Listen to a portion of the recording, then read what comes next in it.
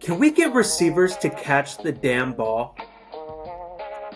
Isn't that your job? But then you lose to the Giants against Tommy DeVito. How you doing? You know what I mean? Like, come on, man. That's sorry. That is sorry. I know it's not easy, but you're the top paid wide receiver in our entire wide receiver room right now, and you ain't playing like it, man.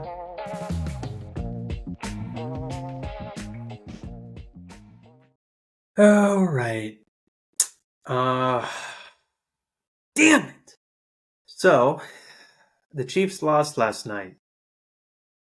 Monday Night Football, coming off of a bye, against the Philadelphia Eagles. Chiefs lost 21-17, put up 0 points in the second half.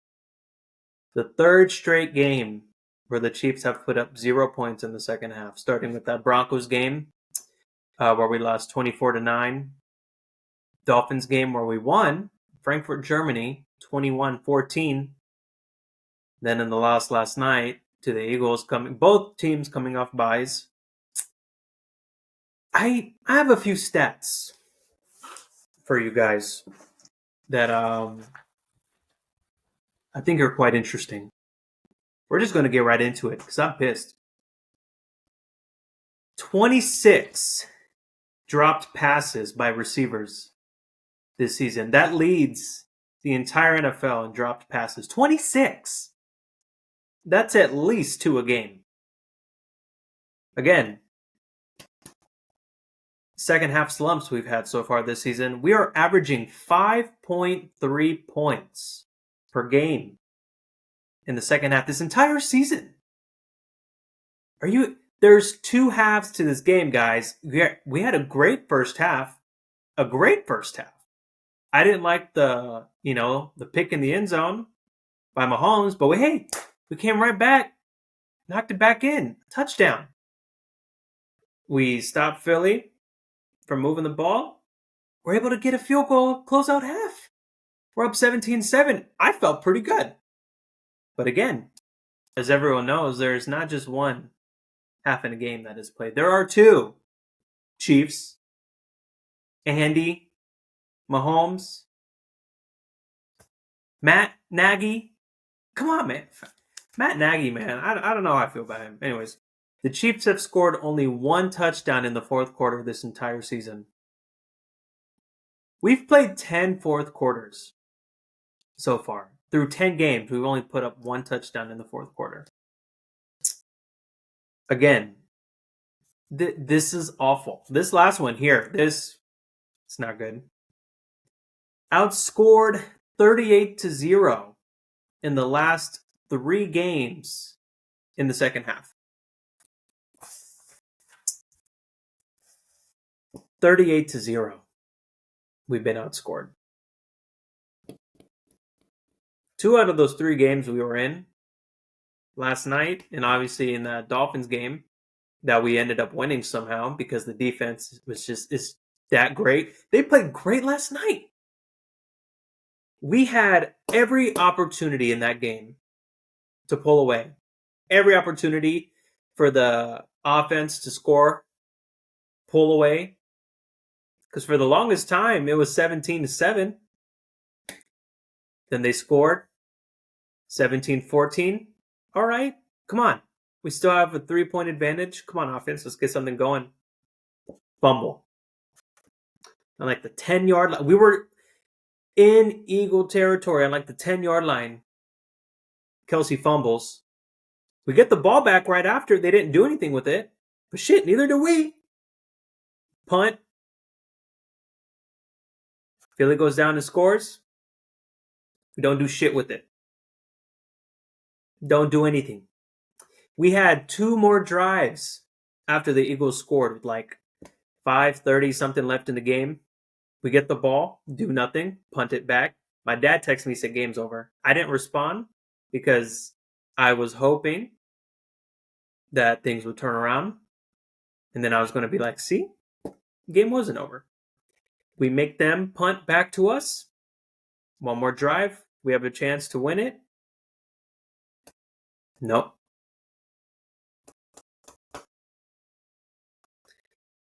Can we get receivers to catch the damn ball? Isn't that your job? To catch the ball? Marquez, Valdez-Scantling, Justin Watson. I don't know how I feel about Watson. He is super inconsistent because he had a few catches in that game. There was this one throw that Mahomes made to the opposite sideline in the bucket. Watson makes that catch. First down. And then when we try to convert, it's like 3rd and 4. Quick bullet pass to the middle. Now, granted, he was squeezing it into a tight window between two defenders, but it went straight through Watson's hands. On 4th and 25, the last play of the game, that is not a play that you're like, oh yeah, we have something drawn up for that. We can get that. Unless you have Mahomes. Mahomes is just that guy. He's that different to where 4th and 25, we can get this. It went right through Watson's hands again. Granted, it was a bullet pass.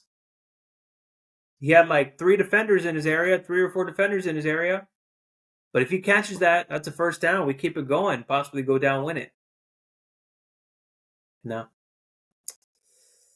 Marquez Valdez-Scantling. Now look, I preface this by saying I know he's been getting a lot of shit already so far. It's warranted, 100% warranted. I don't necessarily feel bad for the fact that he's catching a lot of flack here because he deserves it. Targeted 3 times, 0 reception, 0 yards. And obviously, the main play we can go to is that bomb that Mahomes threw. He had his defender beat. He catches it. It's a touchdown. The minute 40-something left in the game. With how the defense was playing, I liked our chances stopping Philly. 100%. But instead, he drops it. It was in the bucket. In the bucket. Drops it. I get it. It's raining. Maybe, some certain holes are a little tight. In that point in the game, you're a little nervous. But dude, you're a professional NFL wide receiver. You need to make that catch. I'm not saying it's easy. Hell, ain't no way I'm making that catch. Ain't no way your average Joe out here or Twitter troll is making that catch. But you're a professional wide receiver in the National Football League. You've been in the league 6, 7, 8 years. And you're telling me you can't make that catch?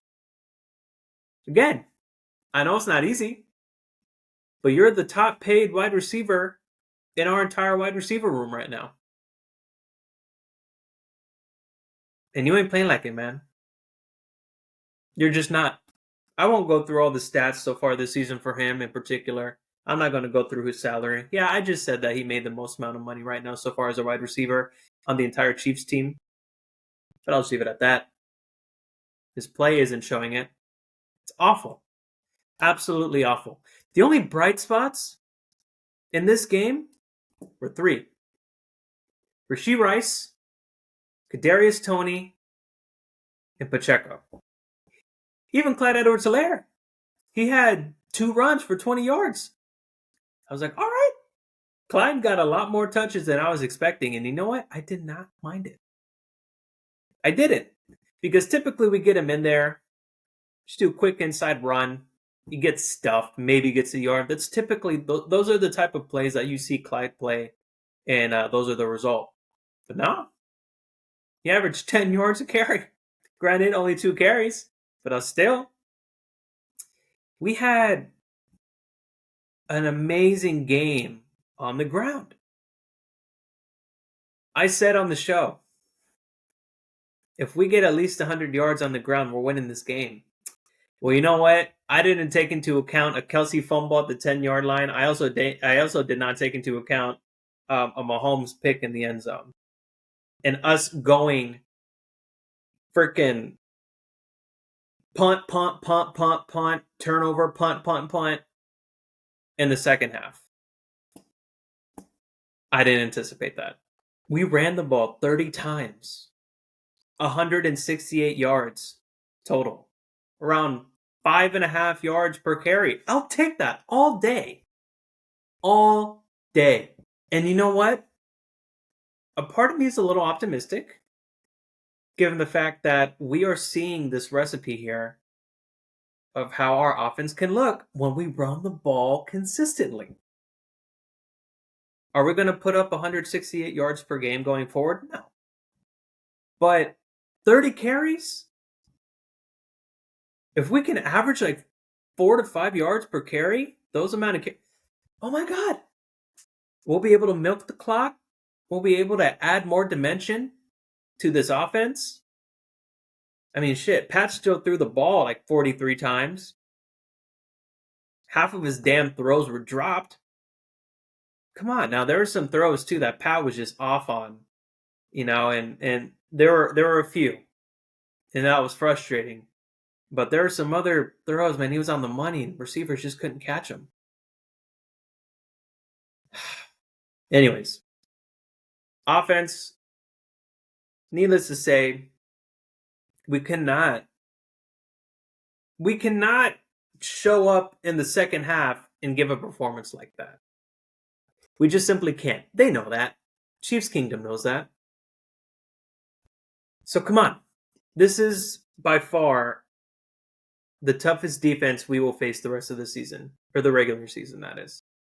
Again, our schedule, I'll be honest, is pretty light the rest of the season, which is good. The notable teams that we play really are Buffalo, the Bengals, but obviously Joe Burrow isn't on that team anymore. For the rest of the season, he's out, and that'll be something that we talk about a little bit once I give more of a general recap of Week 11. It's really just the Bills, and obviously the Bills, they got that win over the Jets, but everyone's kind of putting a little asterisk next to it just because the Jets are just so bad offensively, so bad. Shit. We can't put up points in the second half, so I guess I can't talk too much smack about other teams right now. But man, offense, I've said what I needed to say. I think we've seen a recipe in terms of how we can utilize some more guys. Kadarius Toney, we were able to run him a little bit. He had a great game.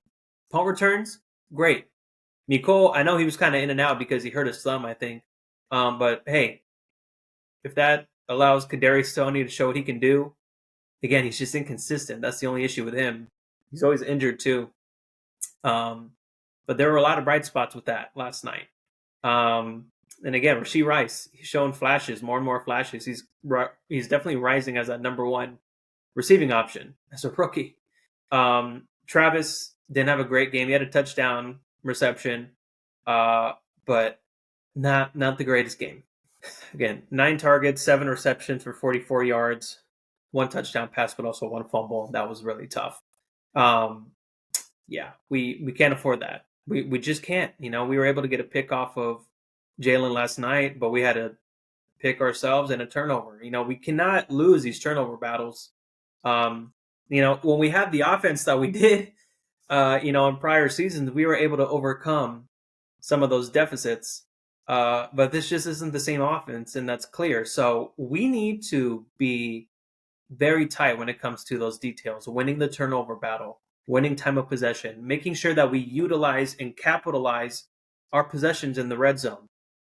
Like, we just have to, again, putting up 0 points in the second half for the past 3 games is just awful. And that's so uncharacteristic and just such weird territory that, at least I feel as a Chiefs fan, I'm sure every other Chiefs fan feels that way as well. To feel like that this is a team where the defense needs to carry the offense. Defense did everything that they could to keep the offense in this game. Just couldn't do it. We had 5 sacks on Jalen Hurts. 5 in the first half. And again, defense still played great in the second half. We gave up 14 in that second half. But again, we did everything we could to keep their offense off the field. But when you're going 3-and-out, or you're giving away the ball, you're going to tire the defense out, and eventually it's going to give a little bit. That's just how it is. And so when we're not playing complementary football on both sides of the ball, what do you think is going to happen? One side is going to give unless the other tries to come in at least a little bit and do their job. Offense, you're not doing your job right now. So, again, that's all I really got to say about that game. I'll give a little bit of a preview with the Raiders coming up. And again, that's no gimme game either. They're on a little run right now, especially with their new interim head coach and Antonio Pierce. I mean, he looks great. He looks great leading these guys. He's a Raider through and through, silver and black, bleeding silver and black. And yeah, but I mean, I feel confident we'll be able to win. But damn, like we cannot lose this game. We cannot lose this game. So yeah. Anyways, that's all of my thoughts on that right now. And then we'll get into just the regular general recap of Week 11. So the biggest storyline really coming out of Week 11 is that Joe Burrow's out for the season with the torn ligament in his throwing wrist, his right wrist. I cannot imagine how painful that is. I broke my wrist actually when I was 10. I had just turned 10, like a week prior to this. And I broke it. I mean, I broke the bones, and you can still, I don't know if you can see kind of the scars I have right there and right there, because I had pins put in my wrist to realign the bones. That was a clean break. I've never torn a ligament though. Knock on wood. I never do. But damn, that's tough. And there was a little bit of controversy around it, given the fact that there was a photo going around. It was Wednesday because the game was Thursday night against Baltimore. That he had a little like, brace or wrap around his hand, and people were kind of like, "Why does he have that on his wrist?" He wasn't on the injury report. The Bengals did not list him on there. And then again, it was weird. It was a touchdown pass, threw it to Mixon on the throw, and then on the follow through, something snapped. And so I don't know what happened kind of leading up to that, but he was clearly injured.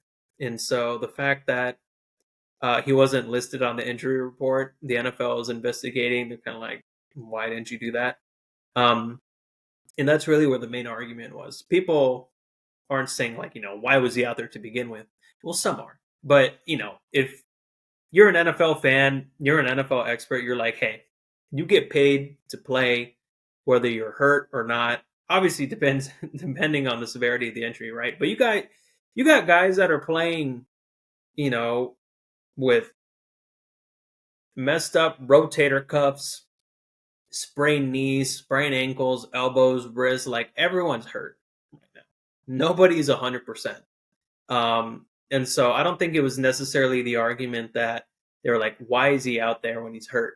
It's like, why didn't you go through the, normal, proper procedures, listing a guy who's injured on the injury report? I mean, shit, when we played the Broncos, the second time around when we lost that game, Mahomes was listed on the injury report, but like as questionable because he was sick due to an illness.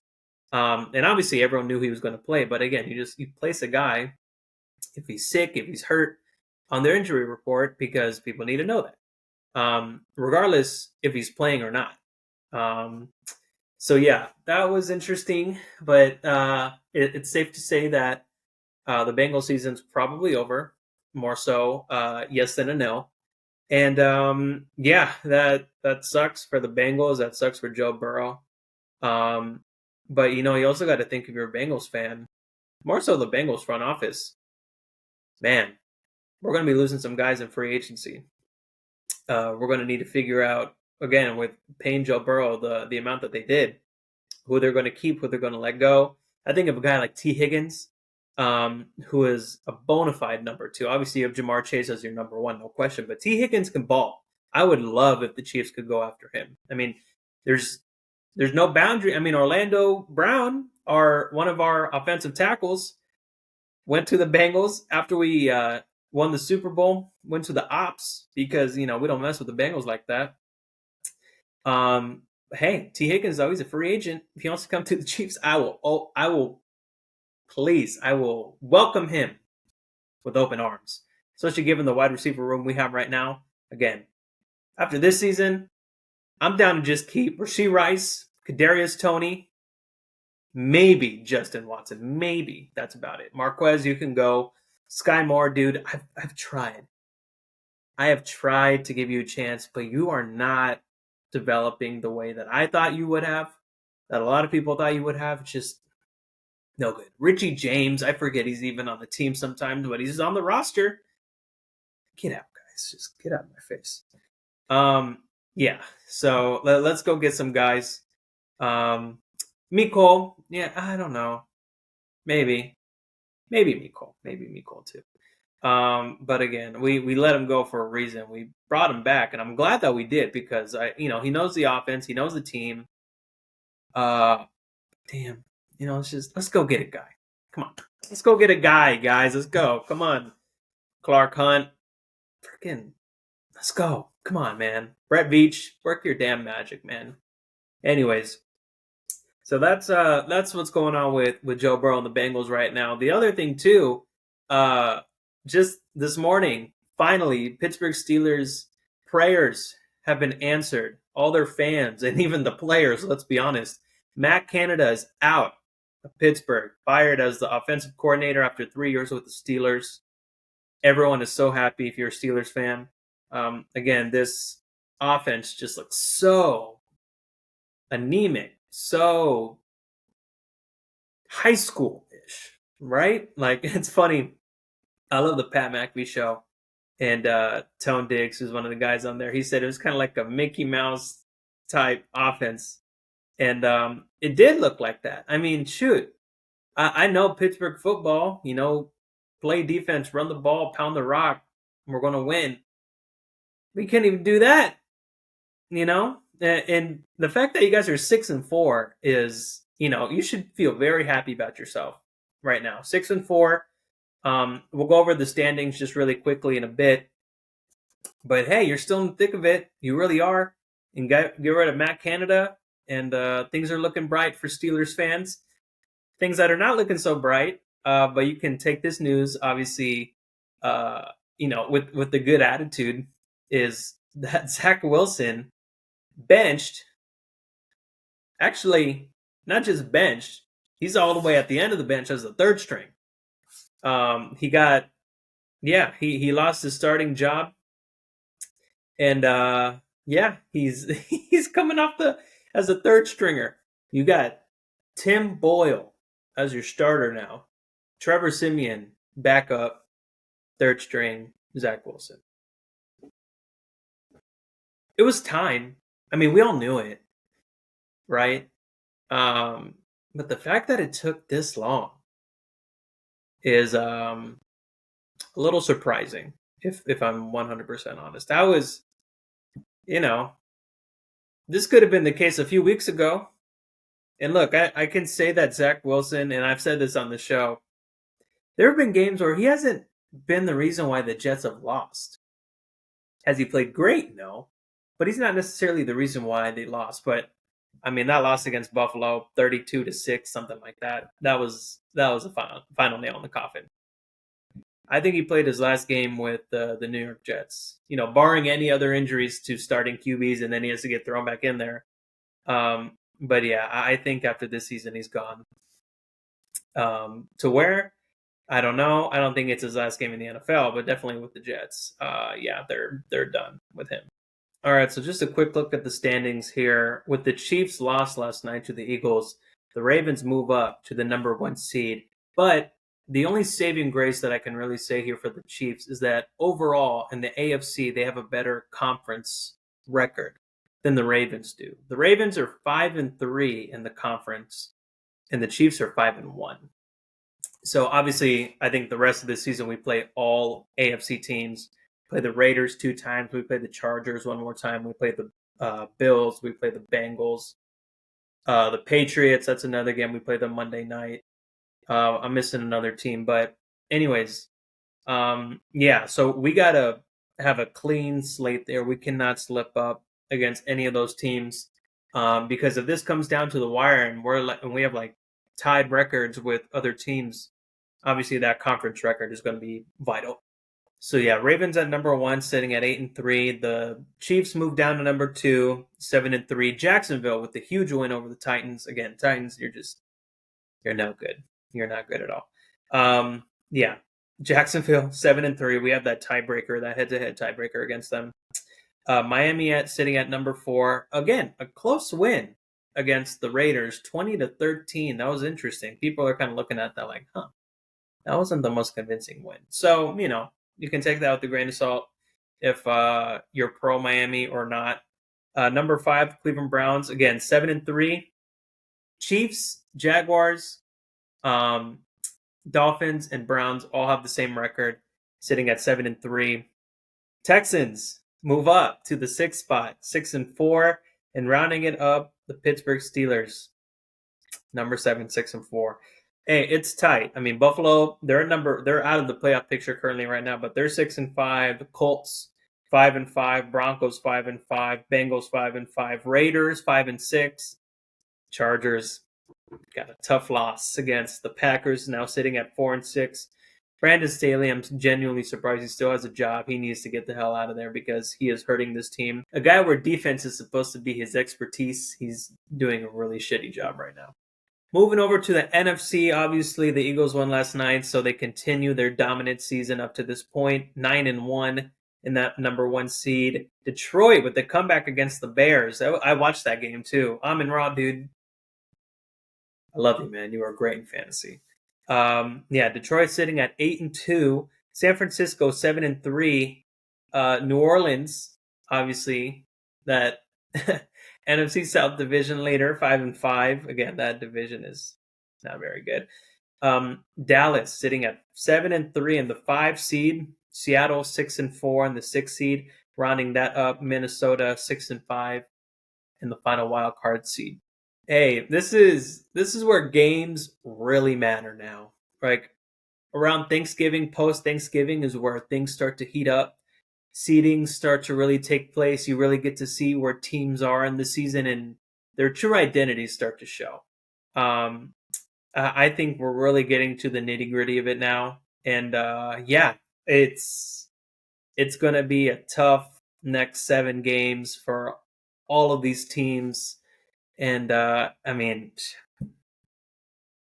Chiefs, get it together, man. Please, just please get it together.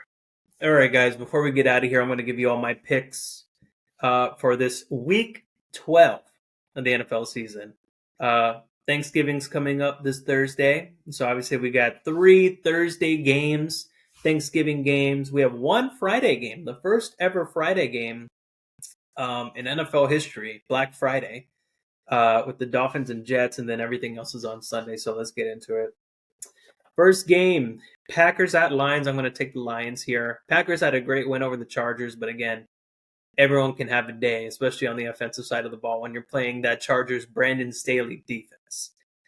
Joey Bosa apparently fractured his foot. I honestly thought it was a torn Achilles with the way he reacted and crying and stuff like that. I mean, you thought the worst. So the fact that it was a fractured foot, I was very surprised. I mean, great news if you're a Chargers fan and if you're Joey Bosa, but yeah, it's tough to be a Chargers fan right now. Anyways, I'm picking the Lions here. I think they're going to win pretty comfortably, 31-21. Commanders at Cowboys. Commanders. You guys, again, I want to root for you guys. I want you guys to do well, but you lose to the Giants against Tommy DeVito. How you doing? You know what I mean? Like, come on, man. That's sorry. That is sorry. And after the game, you can't even have warm water for your guys in the showers? You kidding me? It's a joke. I'm picking the Cowboys here. They're going to win like 40-24. 49ers at Seahawks. This is going to be a good game. Again, Seahawks have kind of had some up and downs a little bit. They gave up that game against the Rams. Rams were able to come back and win that game. And 49ers, again, they look good against the Buccaneers.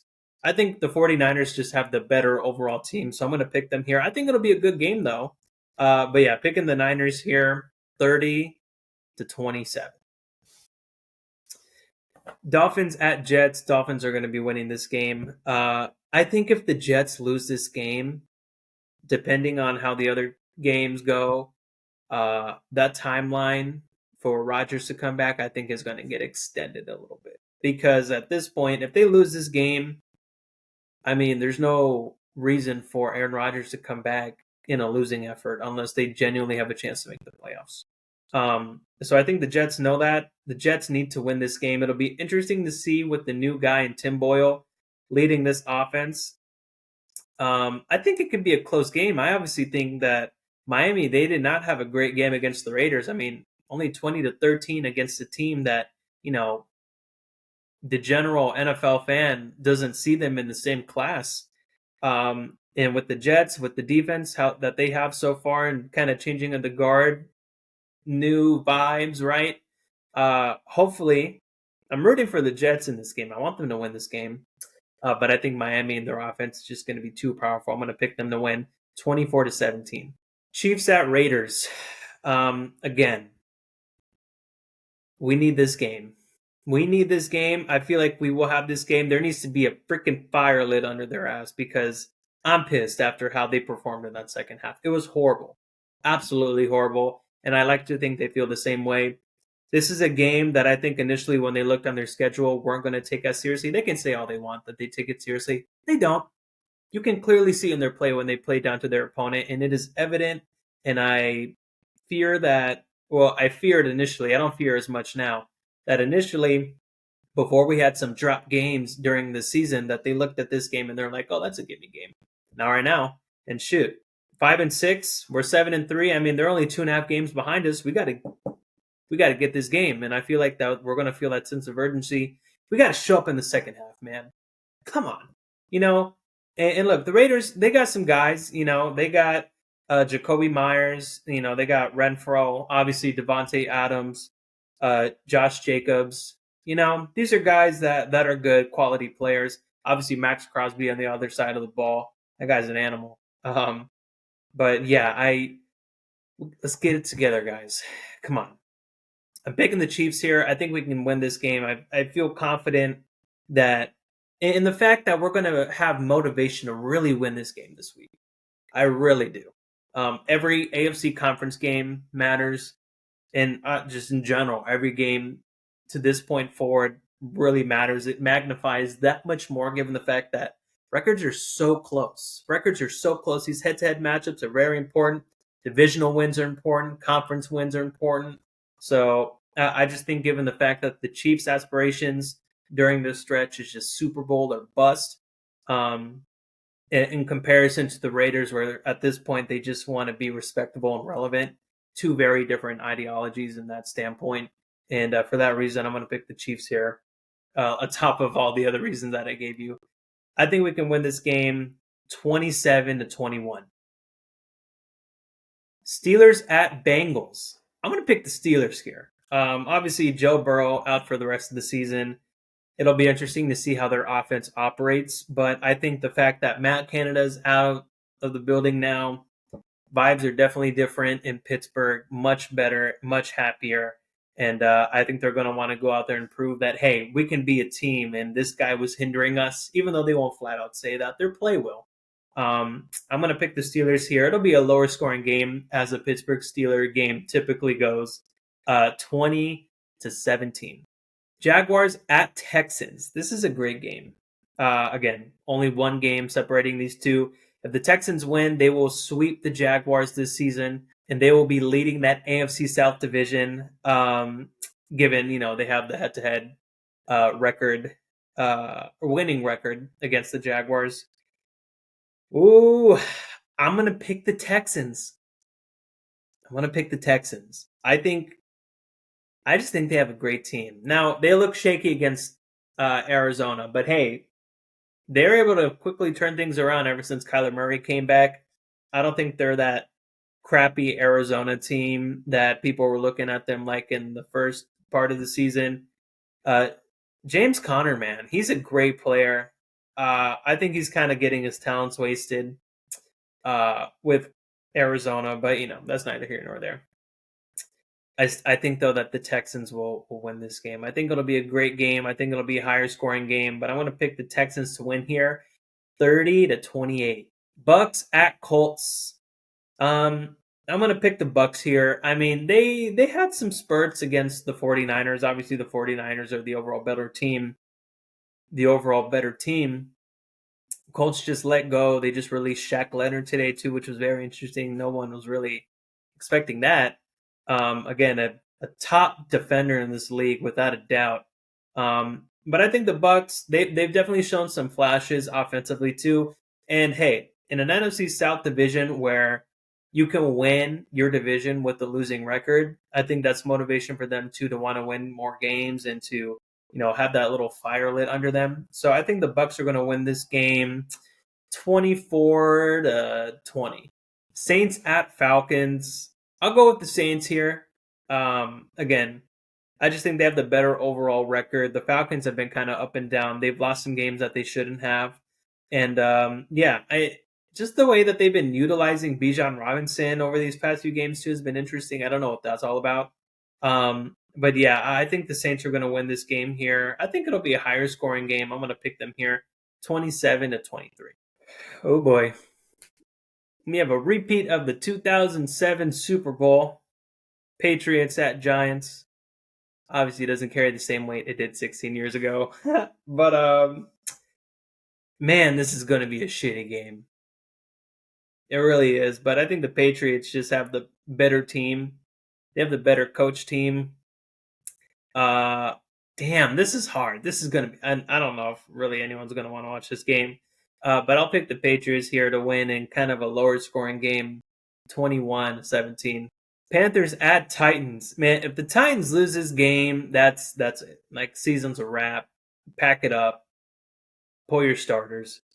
Again, already 3-7, but the Panthers just they're so bad. 1-9. This is a respect game for the Titans. Like, the Titans haven't had a great season so far. They're only 3-7, but like, at least have some pride, you know? I think that's kind of what's at stake here. Like, if the Titans lose this game, oh my God, like, it'll be bad. So I think the Titans need this game real bad. Panthers, we know what they are. We know what they are. They're a bottom team in the NFL. They're going to be, yeah, they're going to be trying to get some picks for this next season. And yeah, it's just so bad. Now, granted, a lot of the picks they gave to get the number one pick overall last year and get Bryce Young, so they gave away some picks there. But it is not good to be a Carolina Panther fan right now. I apologize, but I'm going to pick the Titans here. I think they have the better team. So I also think the fact that the pride thing is going to be in the back of their mind, I think that's important to keep in mind as well. But yeah, I want to pick the Titans here, 28-20. Rams at Cardinals. I'm going to pick the Rams. Cardinals are slowly trying to turn it around, but they just dug themselves in too deep of a hole, quite frankly. Sitting at 2-9, Rams are 4-6. They had a great comeback win against the Seahawks. I think they're going to try to ride that momentum a little bit. So I'll pick the Rams here to win this game, 27-21. Browns at Broncos. I'll pick the Browns here. The Broncos are on a winning streak right now, so good for them. They're turning things around and looking more respectable overall as a team. But I think the Browns just have a better overall team. Their defense is stupid, man. They're so good. Myles Garrett, obviously, he's always season in, season out, a Defensive Player of the Year candidate. Have you ever seen a man that just imposes his physical will against you the way that Myles Garrett does? Again, I'm not trying to make this weird. He's just a specimen. He like Aaron Donald, like those guys are just built different.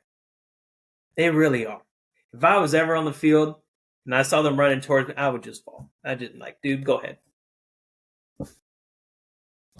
After you, like it's a wrap, man. Because I'm like trying not to die. But yeah, I want to pick the Browns here. Aside from all that, sorry, I got sidetracked.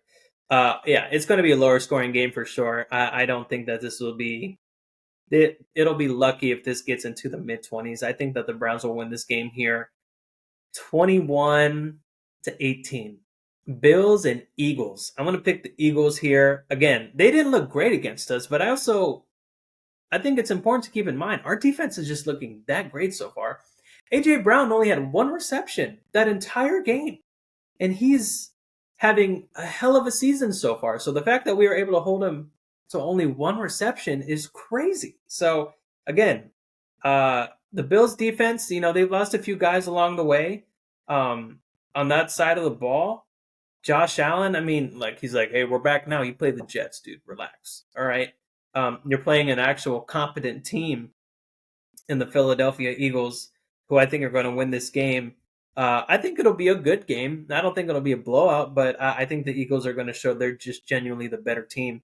And so I'll pick Philly to win this game here, 28-24.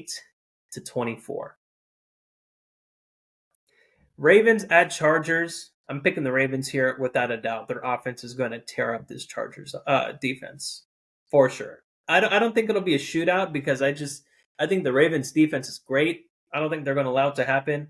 They're going to be able to score points. They're going to be able to stop Justin Herbert from trying to light it up. And so, yeah, I think if they get blown out this game, I think this could be the last game that Brandon Staley has as head coach for the Chargers. If they get blown out, yeah. If it's a close game, I think, it's hard because there's so many close games that they've lost because of the defense. It's like in the most crucial points in the game, you have the opposing offense, like the wide receivers wide open.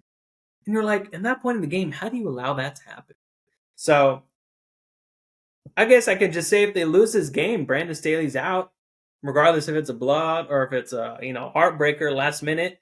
But I genuinely think, though, the Ravens will win pretty convincingly. I'm going to pick them to win here, 33-23. Bears at Vikings. I'll go with the Vikings here. Again, better overall team. The Bears just, they let that game go against the Lions. That was a tough loss against the Lions where they had them. I feel like when you lose a game like that, just emotionally, you're just like, damn, right? Like you're like, we had that game, and you just blow it. So I think that'll kind of be lingering a little bit. Again, I know these guys are professionals. As soon as the game ends, they're on to the next one. But we're human. It's hard to forget stuff like that. It stings, and it'll linger a little bit. So yeah, I'm going to pick the Vikings here to win this game, 27-18. All right, guys, that's all I have for today. Thank you all for listening.